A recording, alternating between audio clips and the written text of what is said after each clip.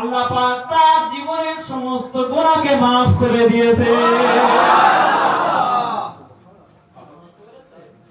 নবী নিজে ডাইরেক্ট স্বপ্ন দেখালো। কি দেখালো?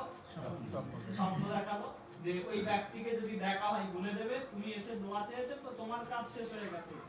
তুমি এসে দোয়া চেয়েছো নবীর দরবারে এসে নবীর ওসিলা করে দোয়া চেয়েছো, আল্লাহ পাক তোমার জীবনের গুনাহ খাতাকে maaf করবে। সুবহানাল্লাহ।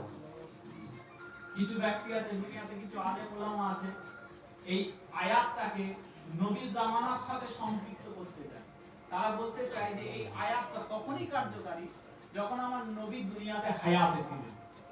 তাদের বক্তব্য, যারা ভিন্ন মতের তাদের বক্তব্য কোরআন শরীফে এই আয়াত এসেছে ঠিক কথা, কিন্তু এই আয়াত নাকি তখনের জন্য প্রযোজ্য যখন আমার রাসূলুল্লাহ দুনিয়াতে হায়াতে ছিলেন, তখনের জন্য প্রযোজ্য।